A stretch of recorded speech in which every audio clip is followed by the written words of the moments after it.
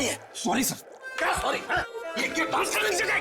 Emergency है। Emergency तो अपने ब्यूरो में क्यों नहीं गया यार? वहाँ पे इंट्रोगेशन चल रहा है, इनसे कुछ पूछताछ करानी है। कौन है? कौन है ये वो नमस्ते, जय जिनेंद्र।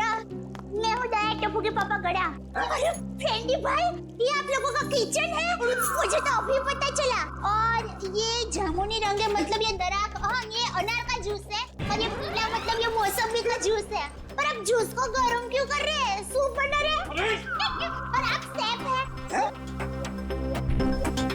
अरे वो खाना बनाता है ना, उनको इंग्लिश में बोलते हैं ना शेफ। बावर्ची भाई। बावर्ची हो? अरे मैडम, ना ये किचन है ना मैं बावर्ची हूँ, समझी? देखो फ्रेडी, अगर 2 मिनट में तू इनको यहाँ से नहीं ले गया ना, मैं यहाँ से चला जाऊंगा। ओ भाई, जूस वाले भाई, देखिए मैं यहाँ अपने आप नहीं आई हूँ। मुझे यहाँ फ्रेंडी भाई और पंकज भाई लेके आए हैं। मुझे भी बहुत काम है। बापूजी के लिए थेपला बनाना है, टप्पू के लिए नाश्ता बनाना है, ढगला काम पड़े हैं। वैसे आपका नाम? देवन, ये डॉक्टर है, डॉक्टर सालूम के। ओह डॉक्टर साहब, नमस्ते डॉक्टर साहब। आप किसके डॉक्टर है? पशु, पक्षी की, मनुष्य के? अगर आप मनुष्य के डॉक्टर होंगे ना, तो आप हमारे गोकुलधाम सोसाइटी के डॉक्टर हादी भाई को तो जानते ही होंगे। उनका कमाल क्या है, वो डॉक्टर है ना, फिर भी खाने के बहुत शौकीन है। देवन, ये डॉक्टर सालूम के है, फॉरेंसिक लैब के। लैब के डॉक्टर? बहुत अजीब डॉक्टर है नहीं? अजीब? हाँ, मैं अजीब हूँ। मैं बोलो, कर लो क्या करना, मैं अजीब हूँ। ये अजीब है और कान के गरीब है। अरे यार, कुछ सुनाई नहीं देता है, कानपुर में हड़ताल है। कितनी जोर से बोल रहे हैं। फ्रेडी! और डॉक्टर साहब, सॉरी माफ करना, छोटी मुंह बड़ी बात कर रही हूँ। मैं देख रही हूँ आप कब से फ्रेंडी भाई को डांट रहे हैं। आपको कोई बोलने वाला नहीं है, इसलिए अगर आप ज्यादा डांटेंगे ना, तो मैं पमरुदन साहब है ना, उनको बोल दूंगी। किसको बोल देगी? पमरुदन? Sorry sir, ACP Pradyuman sir. ACP? ये एसीपी का क्या है ना? हाँ, बोल दो, जा करके एसीपी को बोल दो, मैं डरता नहीं हूँ एसीपी से, अंडरस्टैंड? ओहो, राम राज्य प्रजा सुखी। भाई साहब, ये बेचारे फ्रेंडी भाई गरबा सीखने की कोशिश कर रहे हैं, मेहनत कर रहे हैं, आप उनको डांट रहे हैं। और ये भाई है कि यहाँ पर आराम कर रहे हैं, आप इनको कुछ नहीं कह रहे हैं, और ये बेचारे फ्रेंडी भाई को डांट रहे हैं। बहन, हमें ऑर्डर नहीं है, यहाँ पे जो सोता है ना, वो सोता ही रहता है। अरे पर दिन में कोई कैसे सो सकता है? सेहत के लिए अच्छा नहीं होता है। और साहब, आप तो डॉक्टर है, आप इनको समझाइए, उठाइए जरा। दिन में सोना ठीक नहीं है ना? नहीं, गलत बात है ना? अच्छा हाँ, तो एक काम करो, आप जाकर के इनको उठा दो। जरूर। हाँ, उसमें क्या? हे जागने तू जागवा, श्री कृष्ण गोवालिया, तुझ विना धेनुमा कौन जासे। भाई, लगता है गुजराती नहीं है। हाँ, गुजराती नहीं। उठाओ भाई, उठिए, चलिए उठिए, दिनचर्या शुरू कर दीजिए, दिन शुरू हो गया है। उठाओ। हाँ, उठाओ।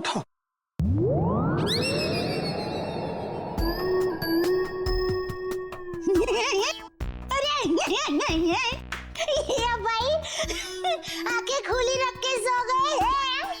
अरे ये उठेगा नहीं, क्योंकि ये उठ गया है। हाँ, मर गया, ये लाश है, ये लाश।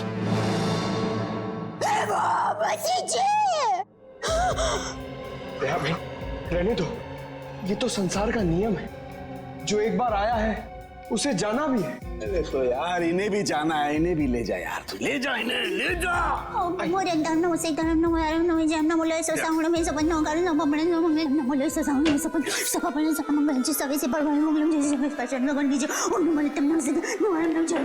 अरे दयाबेन, क्या हुआ?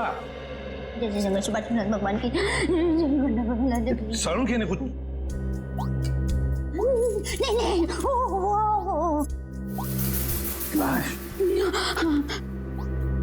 दयाबेन, ये फोरेंसिक लेबोरेटरी है, यहाँ पर लाशें पड़ी रहती है। तो इनको डर नहीं लगता? ये तो लाशों से बातें करते हैं। दरअसल हमने आपको यहाँ ये विग दिखाने के लिए बुलाया है। ये तो बबीता जी की विग है। ये बबीता जी? हाँ, हमारे गोकुलधाम सोसाइटी में रहते हैं, हमारे पड़ोसी है। अय्यर भाई उनके पति का नाम है। वो दरअसल हमारे में पति का नाम नहीं बोल सकते, लेकिन दूसरे के पति का नाम बोल सकते हैं, उसमें कोई प्रॉब्लम नहीं है। फिर वो बबीता जी ने विग मंगाई थी, भाई की विग मंगाई थी, पर गलती से बहन की विग आ गई थी, तो वो वापस करने के लिए गए थे। लेकिन आपके पास ये विग कैसे आई? हम बबीता जी से पूछ लेंगे। हाँ, आइए, घबराइए मत, आइए। पर मुझे यहाँ पे क्यों बुलाया गया है? आप आइए तो सही। सर क्या हुआ है? अब आपको कैसे बताएं क्या बात है? देखिए बबीता जी, हम यहाँ आपको बुलाकर कोई शौक देना नहीं चाहते, मगर आप इतने झिझक क्यों रहे? नहीं, मैं झिझक नहीं रहा हूँ। अब जो हम आपको बताने जा रहे हैं, शायद वो सुन के आपको धक्का लग जाए। धक्का? जी हाँ, इस विग को देखिए। ये विग यहाँ पे कैसे आ गया? आप पहचान दिए इस विग को? इस विग ने तो मुसीबत कर रखी है। कैसी मुसीबत? बनवाया था आदमी के लिए, बन गया औरत का। किसके लिए बनवाया था ये विग? वो एक्चुअली मेरी एक फ्रेंड है, उनके हस्बैंड को बाल कम है और उन्हें काफी शर्म आ रही थी एक विग वाले के पास जाने को, तो उन्होंने आपसे कहा? जी हाँ, और फिर मेरी दया भाभी को कहा। अब ये दया बहन कहाँ आ गई इस विग की स्टोरी में? नहीं, वो एक्चुअली दया भाभी को काफी कुछ मालूम होता है ना, इसके लिए। अच्छा, फिर क्या हुआ? और फिर दया भाभी ने जेठा जी को कहा, और फिर जेठा जी ने पिताजी को कहा, पिताजी ने नेताजी को कहा, नेताजी ने बेटे जी को कहा। अरे बबीता जी प्लीज, कहीं तो ये खत्म होगा क्या नहीं, बताइए ना आगे क्या हुआ? नहीं सर, ऐसी कोई बात नहीं है। जेठा जी ने सिर्फ कहा कि वो मेरी मदद करेंगे, क्योंकि उन्हें पता था ना कि विग कहाँ से बनाया गया है, इसलिए। आगे क्या हुआ? फिर ये विग बदलना था और असली विग लेना था, तो जेठा जी ने कहा कि मैं भी आपके साथ आता हूँ। उन्होंने आपकी मदद की? हाँ? और उस दुकान वाले की गलती की वजह से जेठा जी ने जो हंगामा किया, पूरी दुकान सर पे उठा लिया उन्होंने। आइए बबीता जी, आइए आइए, कहिए क्या सेवा कर सकता हूँ आपकी? अरे एक बार सेवा करने का आपको मौका दिया, वो तो आपने ठीक से की नहीं। जी मैं कुछ समझा नहीं। अभी समझाते हैं। लाइए बबीता जी, दीजिए जरा।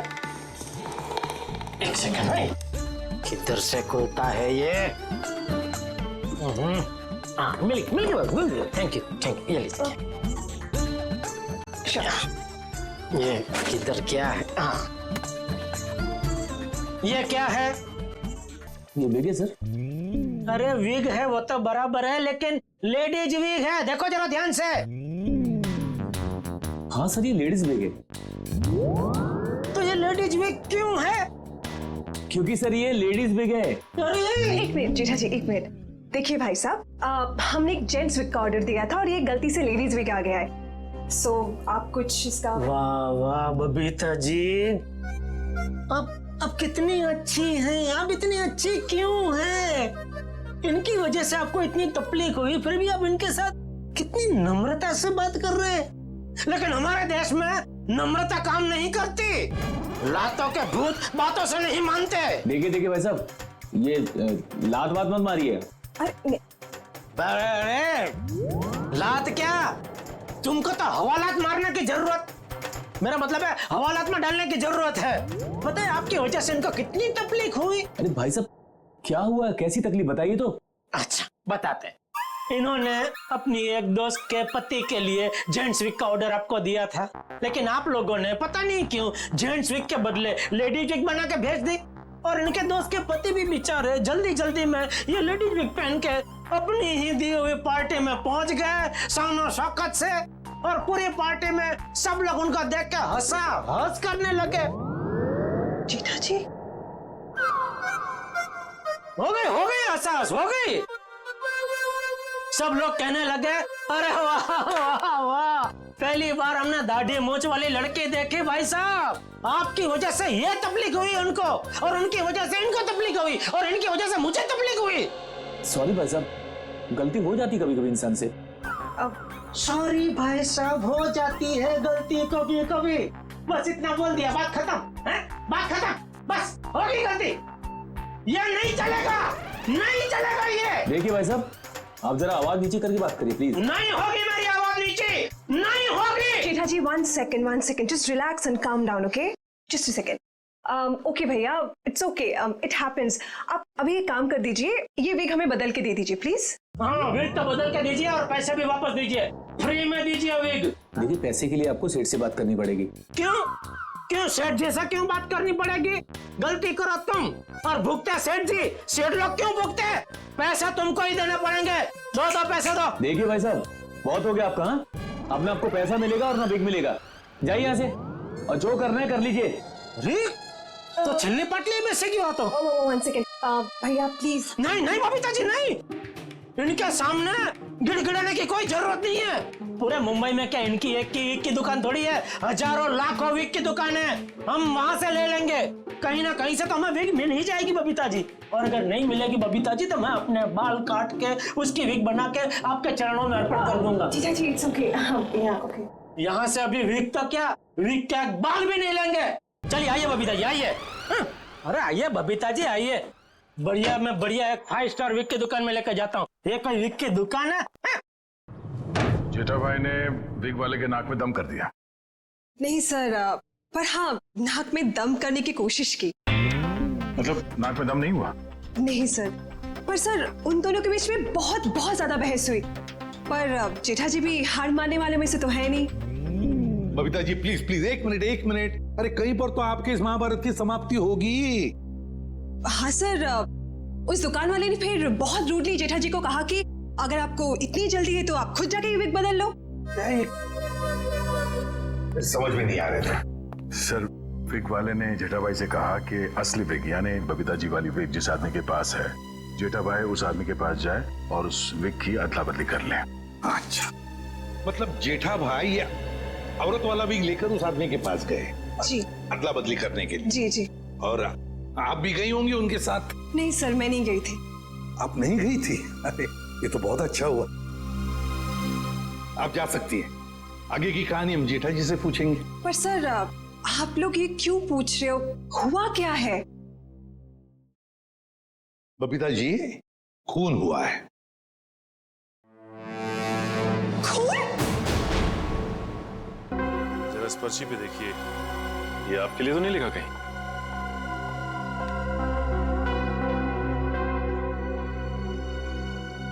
ये तो जतिन का लिखा हुआ लगता है। बिल्कुल सही पहचाना आपने। मगर ये आपके पास क्यों है? एक्चुअली जतिन का खून हो गया है। खून? खून? ये आप क्या बात कर रहे हैं सर? वो भी कल ही तो हमारे घर पे आए थे।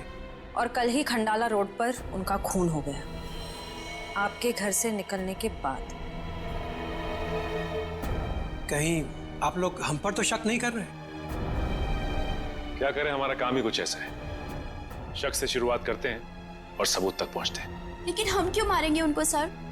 हाँ, केबल की पेमेंट को लेके थोड़ा झगड़ा हुआ था हमारा, लेकिन क्या हम आपको खूनी दिखाई देते हैं? वो सब छोड़िए, आप ये बताइए कि जतिन यहाँ अकेला आया था या फिर उसके साथ में कोई और भी था? जी नहीं, वो अकेले थे। खंडाला जाने के बारे में कुछ बात कर रहा था वो? हाँ हाँ, वो कह रहे थे कि यहाँ से वो खंडाला जा रहा है। ये बात आप दोनों के अलावा और किसी ने सुनी थी? दरवाजे पे खड़े होकर जोर जोर से चिल्ला रहे थे वो। आते जाते ना जाने कितने लोगों ने सुना होगा, हम कैसे बता सकते हैं? ठीक है, अभी हम लोग जा रहे हैं, जरूरत पड़ी तो दोबारा तकलीफ देंगे। सर, ये रीना रहती थी कालीन हाउस में और जतिन रहता था सुपांडी सोसाइटी में। सर, ये जीवन अपनी चचेरी बहन सुनीता और उसके बच्चों के साथ रहता था डायमंड अपार्टमेंट में। और ये तीनों के तीनों एक दूसरे से 1 किलोमीटर के दायरे में रहते थे। सर, लेकिन ये एक संयोग भी तो हो सकता है। कभी संयोग 2 लोगों के साथ हो सकता है, 3 के साथ नहीं। संयोग नहीं तो फिर क्या हो सकता है सर? इसका एक ही मतलब हो सकता है फ्रेडी, खूनी इन तीनों के आसपास ही रहता है। एक बात और है सर, मरने वालों में एक कॉलेज प्रोफेसर है, एक ब्यूटिशियन है और जतिन केबल ऑपरेटर है। ऐसी कौन सी वजह हो सकती है जिस वजह से खूनी ने इन तीनों को अपना शिकार बनाया होगा? फ्रेडी, एक काम करो, रीना के घर से जो फोटोग्राफ्स मिले हैं ना, लेकर आओ। कविन देखो, खूनी ने जीवन और जतीन इन दोनों के शरीर का सिर्फ एक ही हिस्सा काटा है, सिर्फ एक। मगर रीना की नाक भी काटी और उंगली भी काटी। क्यों सर? हाँ, ये देखो रीना की उंगली पर ये अंगूठी। सर लगता है ये अंगूठी काफी महंगी है। और इसीलिए रीना की उंगली काटी गई फ्रेडी, इस महंगी अंगूठी के लिए। सर अभी तक तो खूनी के बारे में पता नहीं चला है, अंगूठी कहां से ढूंढेंगे? फ्रेडी, ज्वेलरी शॉप में से। खूनी ये अंगूठी अपने पास तो नहीं रखेगा, किसी न किसी ज्वेलरी शॉप में जाएगा ही ये अंगूठी बेचने के लिए। बस पता लगा शहर में ऐसा कौन सा ज्वेलरी शॉप है जहां पर ये अंगूठी बेची गई है और कौन बेचने आया था। आसान क्या पता चला कुत्तों के बालों के बारे में? अच्छा, animal lovers clinic, Goregaon. Sir Supriya market में तनीषा नाम की एक लड़की का बुटीक है, वहां पे जेठालाल ने वो विग दी थी। ओके लेडीज, अभी तुम लोग जाओ, हाँ, बट कल टाइम पे आ जाना। कल हम अपने फैशन शो की प्रैक्टिस करेंगे। Okay, thank you. You can go now, leave it, मैं रख दूंगी। Bye bye.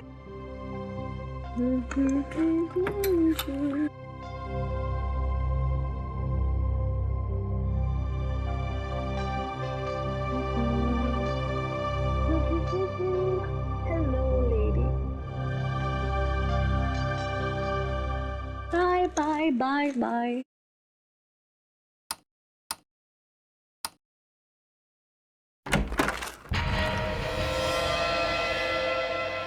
कौन है? कौन है?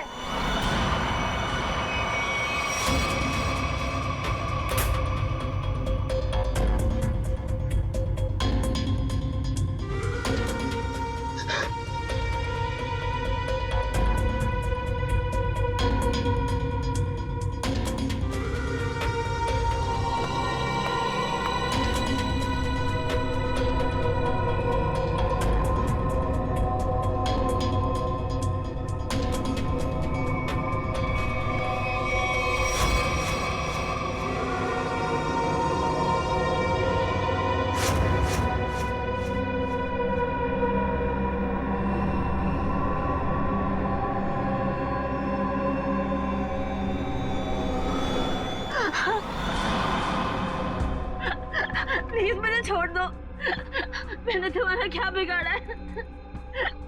प्लीज मुझे जाने दो।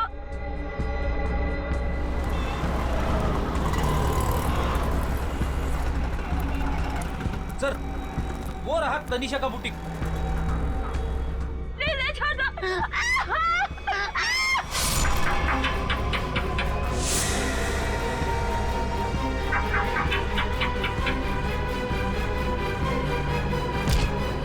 तनीषा, तनीषा,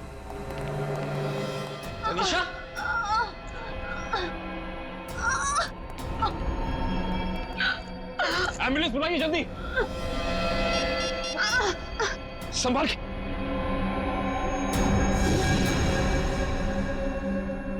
तो रीना की दोस्त है।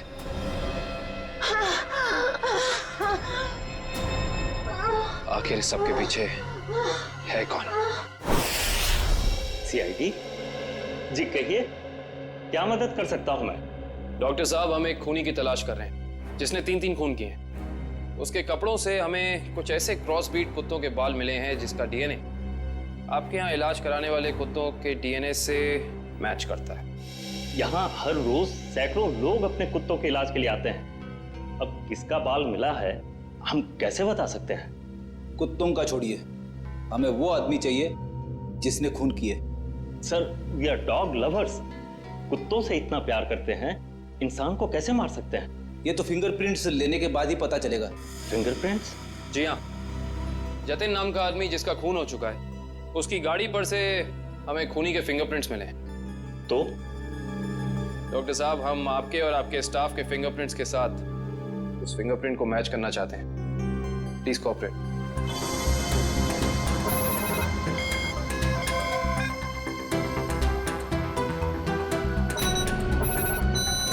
हाँ भाई।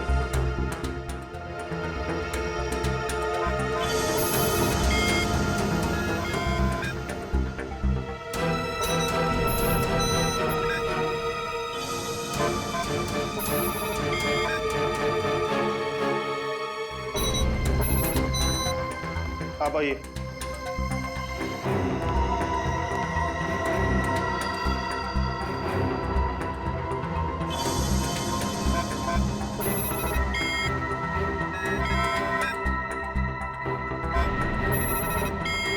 सर, इनका भी फिंगरप्रिंट मैच नहीं हुआ।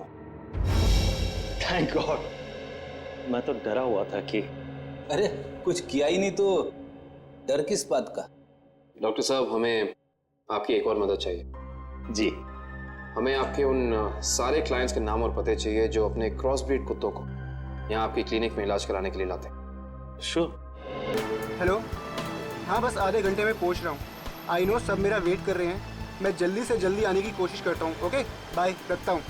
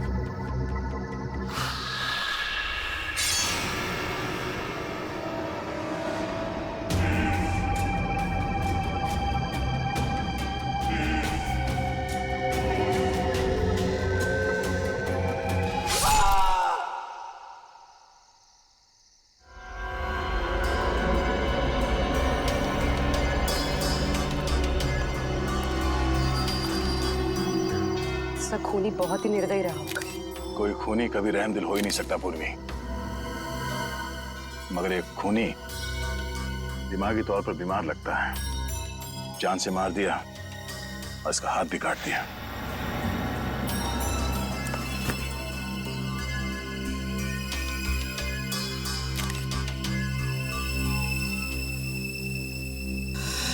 जतिन नाम है इसका, केबल ऑपरेटर है ये।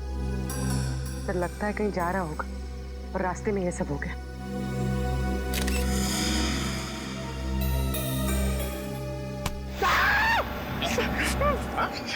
सर, अंधेरी रात में आपने मेरे कंधे पे हाथ रख दिया सर, मेरे को डर लग गया। क्या मिला निखिल? सर, यहाँ पे इस गाड़ी के टायर का निशान है। लगता है इसे अचानक यहाँ पे ब्रेक मारना पड़ा और कोई निशान यहाँ पे दिखाई दे नहीं रहा है। सर, ये किसी इंसान का काम नहीं है सर, ये वही जुलाई वाली आत्मा का काम है सर। सर, उसने इससे पहले इसी महीने इसी तरह 2-2 लोगों के खून किए थे सर। आज 13 जुलाई है और उस दिन 4 जुलाई की अंधेरी रात थी। इसी आत्मा ने जीवन का एक पैर काट डाला और जीवन मर गया।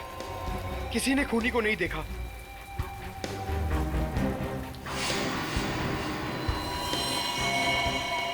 बेचारी जीवन की बहन सुनीता और उनके बच्चे, वो कैसे काटेंगे जिंदगी उनके बिना?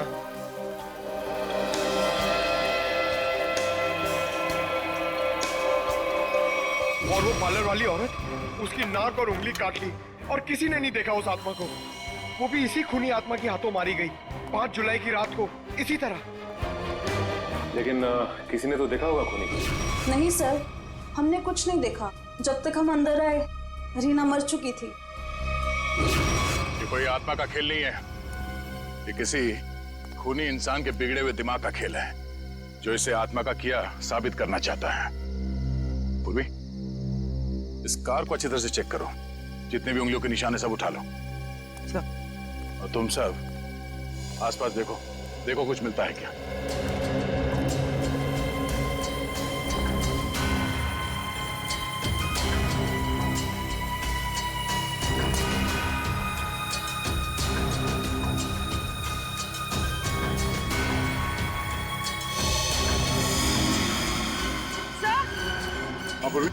सर ये देखिए, विंडशील्ड पर हथेलियों के निशान है, वो भी उल्टी। सर लगता है कोई उल्टा लटक के इस पे अटैक करने की कोशिश कर रहा था, तभी ये घबरा गया होगा और इसने अचानक ब्रेक मार दिया। और सर जतिन अपने आप को बचाने की कोशिश कर रहा होगा, इतने में खूनी ने अपना काम कर दिया। हो सकता है।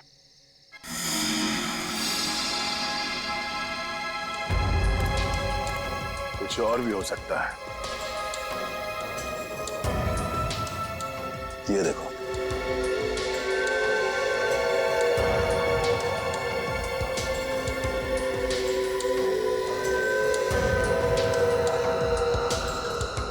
नंगे पांव के निशान जंगल की तरफ जा रहे हैं। विक्रम, लाश को फॉरेंसिक लैब भेजने का इंतजाम करो। तब तक हम जंगल में जाके देखते हैं कि खूनी कहाँ गया है। चलो।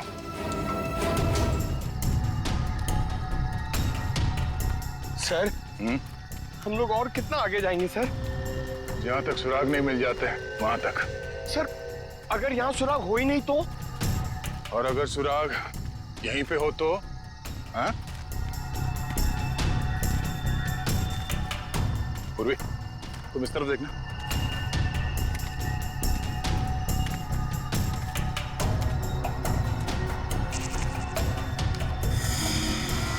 पंकज, तुम्हारी आत्मा का कपड़ा। सर ये तो किसी औरत का कपड़ा लग रहा है। सफेद कपड़ा। इस सफेद कपड़े पहन के लोगों को डराती थी और जान ले लेती थी। खून किया और कपड़े भी बदल लिए। ये क्या है?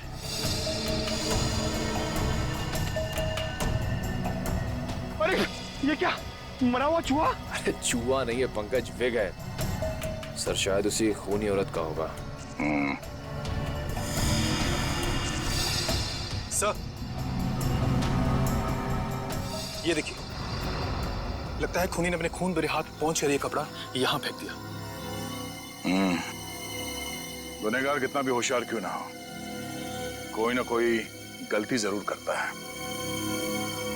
सबूत छुपाने के चक्कर में सबूत ही छोड़ गया। जिस तरह से खून हुए उसे देखकर तो लगता है कि खूनी कोई एक ही है। पहले उसने उन तीनों को चाकू से मारा और फिर उनके शरीर का एक एक हिस्सा काट लिया। इन सबको देखकर लगता है कि उसके मन में बहुत नफरत भरी थी इन तीनों के खिलाफ। पहले उसने जीवन का पैर काटा, फिर रीना की नाक और हाथ की उंगली, और अब ये केबल ऑपरेटर जतिन, उसका तो हाथ ही काट लिया। और सर तीनों को इसी महीने में मारा है, जुलाई में। जरूर इसके पीछे कोई बहुत बड़ा राज है। और सर इन तीनों मरने वालों के बीच में कोई संबंध भी तो नहीं है। ऐसा कैसे हो सकता है काविन? कुछ ना कुछ तो संबंध जरूर है इन तीनों के बीच में। और सर जिस तरीके से खून किया है, खूनी बहुत ताकतवर है। हाँ, और बहरूपिया भी। खूनी बहरूपिया है, औरत बनकर खून कर रहा है वो। औरत बनकर, याद है ना उस जंगल में हमें औरत के कपड़े मिले और विग भी। काविन, ये विग ही हमें उस खूनी तक पहुंचाएगा। ये विग ही पहुंचाएगा हमें। बस पता लगाना पड़ेगा ये विग कहां से खरीदा गया था और किसने खरीदा था। Yes sir. रेडी? यतिन के घर जाके उसके घर वालों से मिलो, उनसे बातचीत करो, पता लगाओ कि और कौन कौन जानता था जतिन के खंडाला ट्रिप के बारे में। हाँ साळुंखे,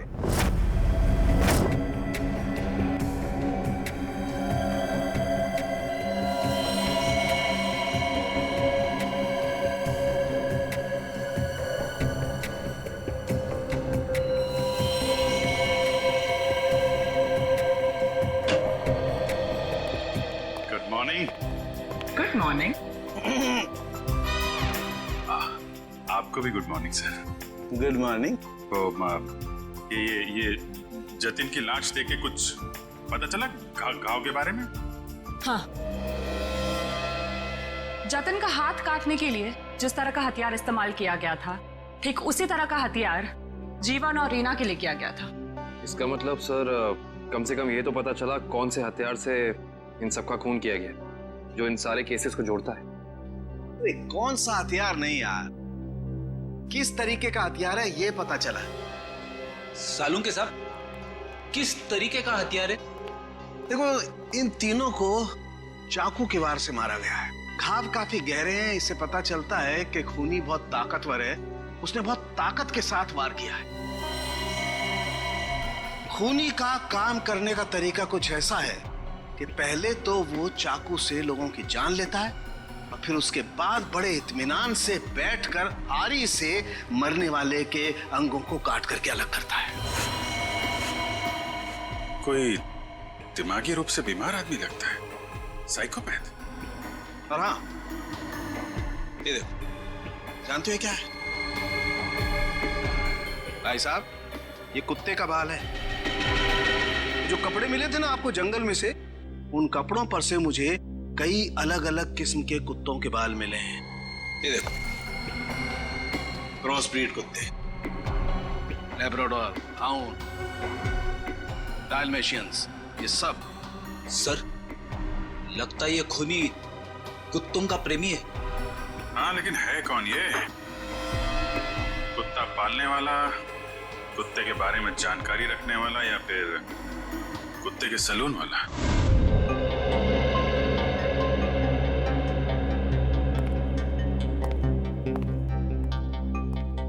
मैं और क्या बताऊं सर, मुझे तो विश्वास ही नहीं हो रहा है कि जतिन भैया को कोई क्यों मारना चाहेगा। वो एक सीधे साधे आदमी थे। अपने केबल नेटवर्क के बिजनेस के अलावा उनको फुर्सत ही नहीं थी कि वो किसी और विषय में सोचे।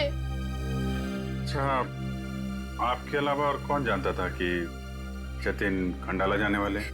खंडाला जाने के प्लान के बारे में तो उन्होंने मुझे अचानक ही बताया था, और मुझे नहीं लगता कि किसी और को भी उन्होंने इस बारे में बताया होगा। फोन पे किसी से बातचीत कर रहे हो, कुछ सुना हो? नहीं नहीं, फोन पे नहीं। सर, हाँ श्रेया। सर इधर। क्या मिला? सर ये देखिए, लगता है जतिन के जो जो जरूरी काम थे या जो काम बाकी थे, रिमाइंडर्स के तौर पे उसने इस नक्शे पे सारी पर्चियां बना ली थी ताकि कुछ छूटे नहीं। 11 जुलाई पेमेंट कलेक्ट करना है, एक्सरे करवाना है, डॉक्टर के साथ मीटिंग, इलेक्ट्रिशियन 10 जुलाई। 10 जुलाई को तो जतिन की मौत हुई थी ना? हाँ सर। 10 जुलाई 67 के साइन बिल्डिंग का केबल कनेक्शन काटना है, पेमेंट बाकी है। तो शायद ये जतिन उस रात आखिरी बार इस फ्लैट वाले से मिला था। 678 के साइन बिल्डिंग में चलते हैं, कुछ ना कुछ जरूर पता चलेगा इसके बारे में। सेठ जी, सीआईडी वाले आपसे मिलने आए। गई क्या बात है? ये विग आपके यहाँ बनवाई गई थी?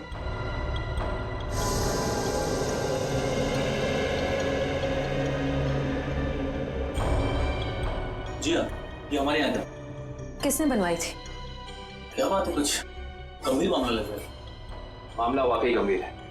हमें शक है जिसने ये विग बनवाई थी वो खून भी करता है। सर, ये तो औरत की विग है। औरत और खून? हाँ, क्या आप प्लीज बता सकते हैं कि ये विग किसने खरीदी थी?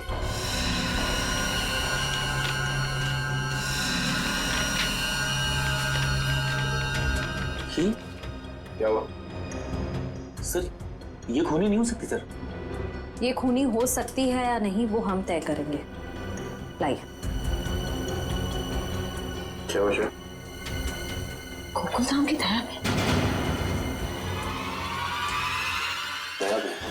अरे भाई साहब, आप थोड़े भाव तो वाजिब कीजिए। हमारी सोसाइटी में सुनीता आती है ना, वो तो हमेशा वाजिब भाव ही लेती है। वो हमारी फैमिली सब्जी वाली है।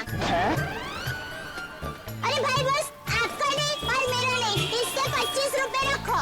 अरे बहन जी, इतना तो मुझे घर में पड़ता है। हाँ, तो ये भी मुझे घर में ही लेके जाना है। अरे मेरे कहने का मतलब इतनी तो मेरी खरीद पड़ती है। गोकुल धाम सोसाइटी से पता कर लिया है, यहाँ पे यही कहीं आई है भाजी खरीदने। अरे लेकिन उसे ब्यूरो कैसे लेके जाएंगे? वीक के बारे में बता के सर, वीक के बारे में। अरे नहीं, गुस्सा हो जाएगी। एक काम करते हैं, ये उसे ना वो गरबा वरबा की बातें बता कर ना उसे मना लेते हैं। वैसे भी हम दोनों को वो भाई मानती है ना। हाँ ले जाओ, सब ले जाओ, सब ले जाओ, सब फ्री में लेके जाओ। अरे नहीं भाई, मेरी माँ हमेशा कहती है जब भी किसी को कोई भी चीज दो ना एकदम दिल से देनी चाहिए ताकि सामने वाले को संतुष्टि हो। और टप्पू के पापा भी ये बात मानते हैं। अरे बहन जी मैं मानता हूँ कि ग्राहक भगवान होता है, उसकी इज्जत करनी चाहिए, लेकिन मैं ये सब्जी भी फ्री में नहीं दे सकता, मैं लुट जाऊंगा। अच्छा चलो भाई, बस ठीक है, आप जितने कहते हो ना इतने पैसे दूंगी, बस खुश। धन्यवाद बहन जी, धन्यवाद। पर सुनिए, मुझे वो धनिया और मिर्ची मुफ्त में चाहिए। चलो ठीक है, देता हूँ मैं। लीजिए बहन जी, ये लीजिए। पैसे आ गए, आप तो कमाल करते हैं भाई। हाँ थोड़ा और दीजिए। हाँ मिर्ची दी ना। अरे फ्रेंडी भाई, पंकज भाई कैसे हैं? हम ठीक है, आप कैसे रह रहे हैं? मैं एकदम मजे में। आप लोग यहाँ सब्जी खरीदने आए हैं? हाँ, सब्जी, भाजी। अरे हाँ, ये तो डेली भाजी खरीदते हैं, हर रोज। वैसे इनको देख के लगता ही है कि ये भाभी जी को बहुत मदद करते होंगे। एकदम पत्नी औरत है। अरे ये तो कुछ भी नहीं है, ये है ना, ये तो डेली कपड़े भी धोते हैं। पंकज मुंह बंद कर, नहीं तो मैं तुझे धो दूंगा। वीक। अरे ये तो कमाल का सुना, आप वीक पहन के कपड़े धोते हैं।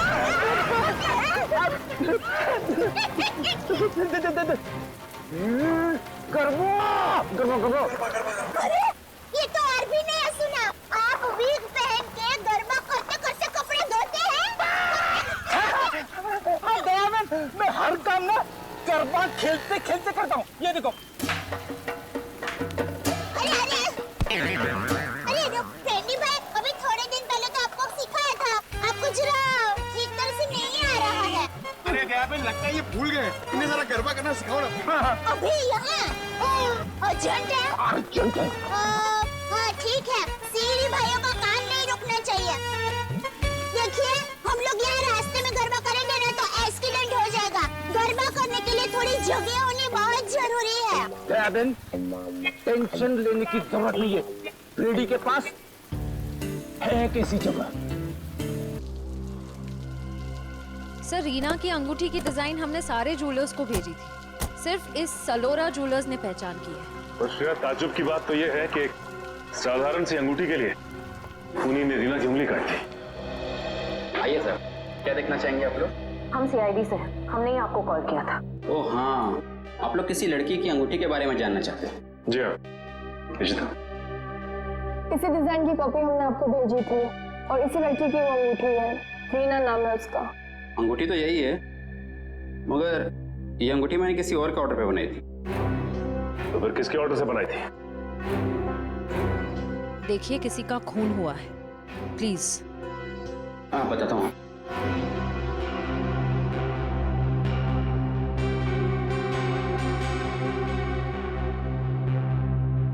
ये देखिए। तो ये बात है, अब तक सीआईडी के सामने नाटक चल रहा था, तो अब तुम देखो सीआईडी का तमाशा।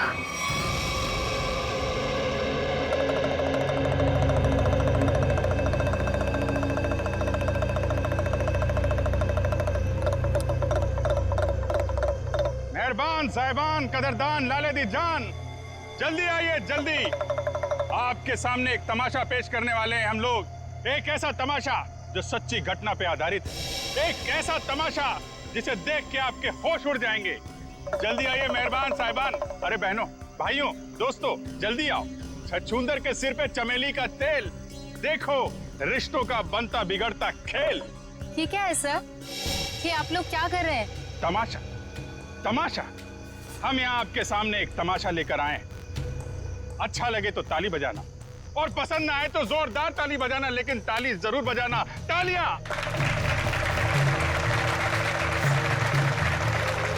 ये कहानी है एक लड़के और एक लड़की की। लड़का लड़की से बेहद प्यार करता था। ए लड़की,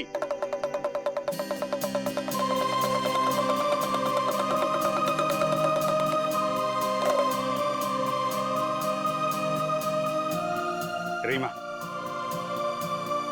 मैं तुमसे बहुत प्यार करता हूं। मैं तुम्हारे बिना एक पल भी नहीं जी सकता।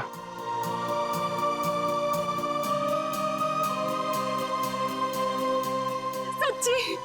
मुझे कसम से मेरा प्यार सच्चा है, जैसे चकोर चांद से करता है, झरना नदी से करता है और खुशबू फूल से करती है। और ये फूल तुम्हारे लिए, इसमें मेरा दिल है। क्या तुम मुझसे शादी करोगी?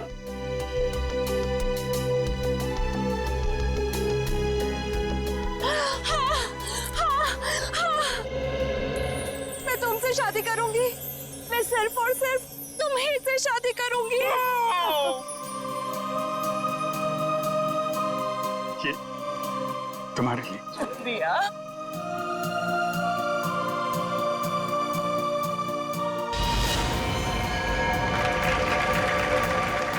लेकिन मेहरबान कदरदान साहिबान लाले दी जान, जिस लड़के की शादी होने वाली थी उसकी एक बहन भी थी। बहन, शुरू हो जाओ।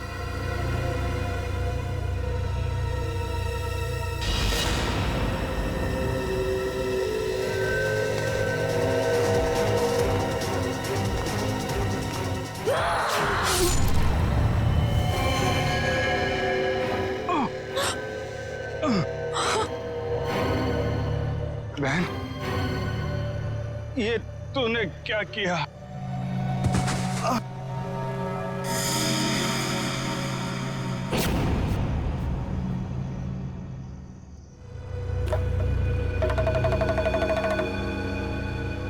मेहरबान साहिबान कदरदान, भाई को मारने के बाद भी बहन रुकी नहीं, उसने उसकी मंगेतर का भी खून कर दिया।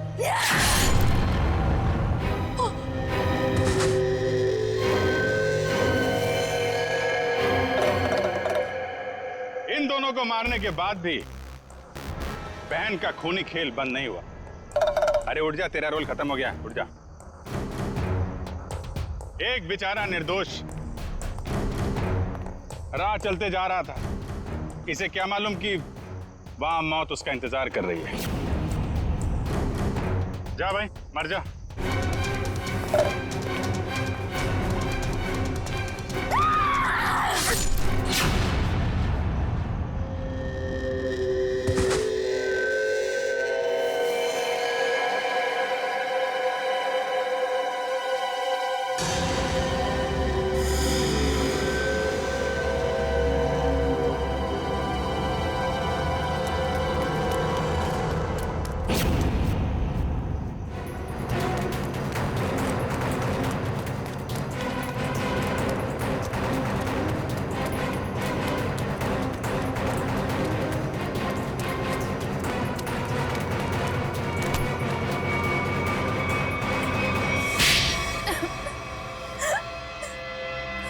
बताती हूँ, सब सच बताती हूँ। मैंने ही अपने चचेरे भाई और उसकी मंगेतर रीना का खून कर दिया, क्योंकि वो दोनों मुझे अपने घर से निकाल देना चाहते थे। मैंने जो कुछ भी किया अपने बच्चों के लिए किया। रीना मुझसे कई बार कह चुकी थी कि जब उसकी शादी जीवन से हो जाएगी तो मुझे जीवन का घर छोड़ना पड़ेगा। अपने बच्चों को लेकर कहाँ जाती? मैं एक तलाकशुदा औरत हूँ और ज्यादा पढ़ी लिखी भी नहीं हूँ, इसलिए मैंने सोचा कि तुम दोनों को अपने रास्ते से हटा देती हूँ, और मैंने वो ही किया। लेकिन मुझे लगा कि लोगों को मुझ पर शक ना हो जाए, इसलिए इसको सीरियल किलिंग का रूप देने के लिए मैंने जतिन का भी खून कर दिया। तुम्हें क्या लगा ऐसा करने से तुम बच जाओगी? हैं?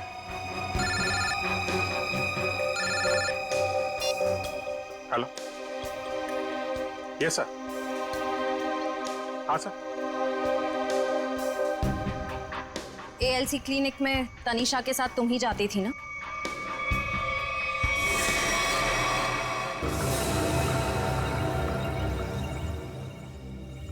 बचा लो, प्लीज मुझे बचा लो, प्लीज। तुम यहाँ क्या कर रही हो?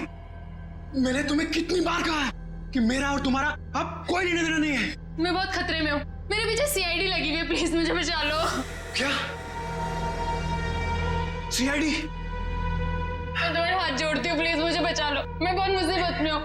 मेरे बच्चे को और मुझे शहर से दूर भेज दो, प्लीज मुझे बचा लो, प्लीज। खून करने में मैं तुम्हारी मदद कर दी, लेकिन सीआईडी से बचना नामुमकिन है। बिल्कुल सही कहा भुवन तुमने। हमें पहले से पता था ये काम इस अकेली लड़की का नहीं है, इसमें कोई और भी शामिल है, इसीलिए हमने उसे वहां निकलने दिया। मुझे छोड़ दो सर, मुझे छोड़ दो, मुझे माफ कर दो। सीआईडी से आज तक कोई भी मुजरिम नहीं छूटा।